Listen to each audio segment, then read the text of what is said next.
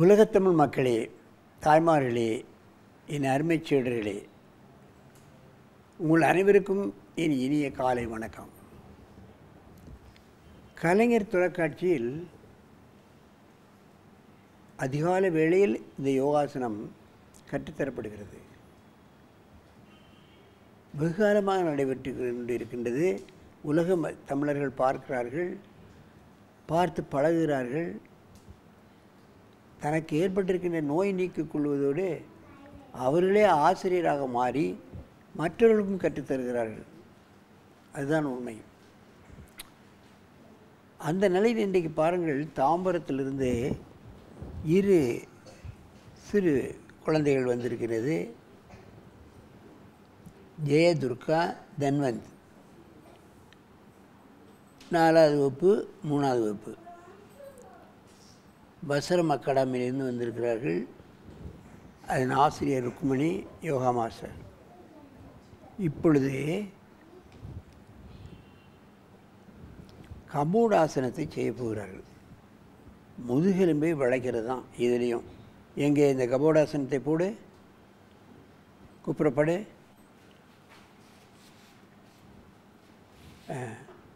காலை மடக்கி தலையிலே வைக்க வேண்டும். அப்படியே பார்க்கணும். பாருங்கள், சக்கராசனத்தைப் போலவே இதுக்கும் கழுத்துக்கும் முதுகுக்கும் அடிமுதுகுக்கும் சரியான பயிற்சி. முதுகெலும்பை வளைத்து விட்டாலே சுறுசுறுப்பு வந்துடும், நல்ல நினைவாற்றல் வந்துடும், நோய் எதிர்ப்பு சக்தி வந்துடும். அதைத்தான் நாம் கவனிக்க வேண்டும். குரல் வளம் சரியாகிவிடும். மெதுவாக இறக்குங்கள்.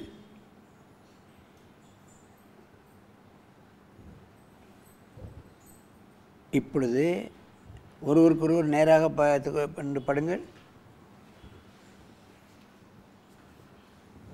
காலை ஃப்ளாட்டாக விடு.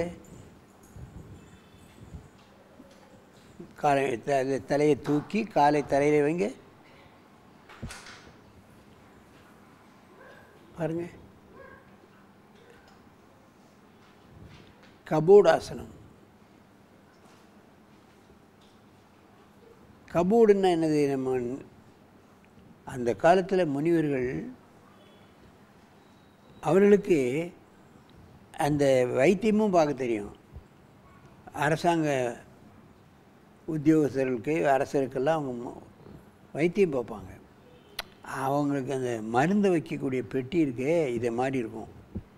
அதாவது கபோடாசனம்னு பேர் கொடுத்துருக்காங்க. பாருங்கள், கழுத்து வளையுது, வயிறு நிமிருது, முட்டு வளையுது.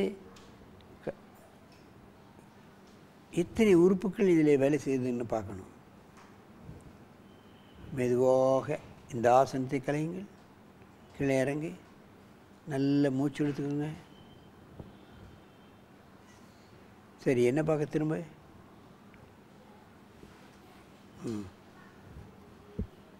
கபோடாசனம் பண்ண பல கோணங்களில் உங்களுக்கு இந்த ஆசனம் செய்வதை பற்றி இங்கே இந்த குழந்தைகள் செய்து கொண்டிருக்கின்றன.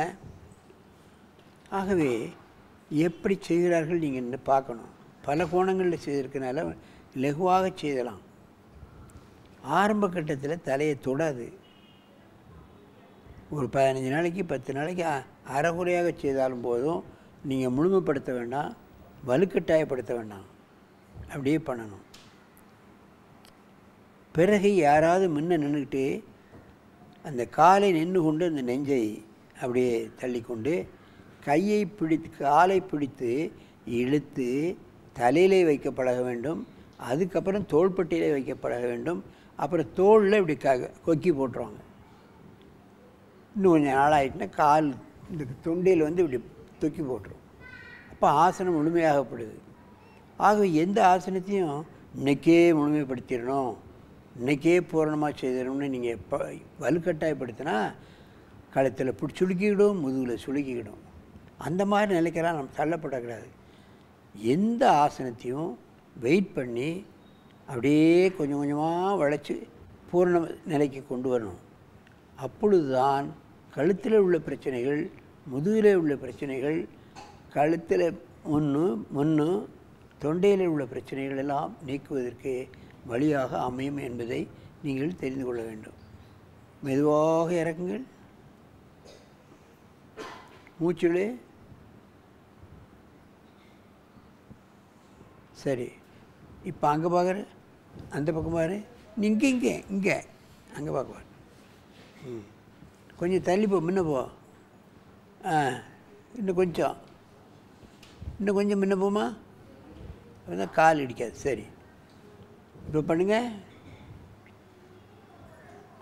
காலை மடக்கி வை. தலை அங்கே பாடுறா, காலை மடக்கு. காலை மடக்கி தலையில் வை. இங்கே பார்க்கக்கூடாது. நீ பாட்டு ஓஞ்சொல்லி நீ பார்த்துட்டே இருக்கணும்.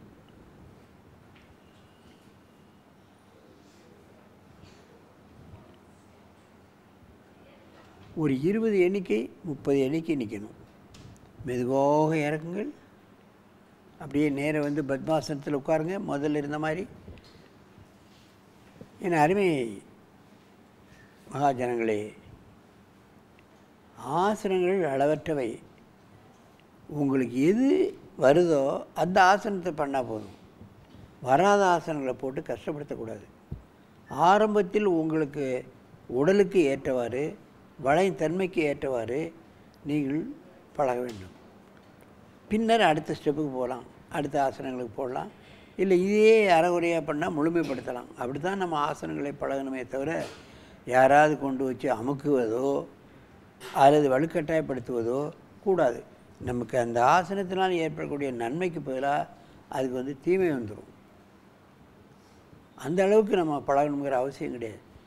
ஒரு ஆசனத்தை முயன்றாலே உங்களுக்கு முழுமையாக பலன் கிடைத்து விடுகிறது என்ற காரணத்தால் நீங்கள் மெதுவாகவே எல்லா ஆசனங்களையும் செய்ய வேண்டும். ஆகவே ஆசனங்களை பக்குவமாக பழகி உடலை சீர் செய்து நோயில்லாமல் நீங்கள் வாழ வேண்டும் என்று கேட்டு உங்களிடமிருந்து விடைபெறுவது ஆசனம் ஆண்டியப்பன். வணக்கம்.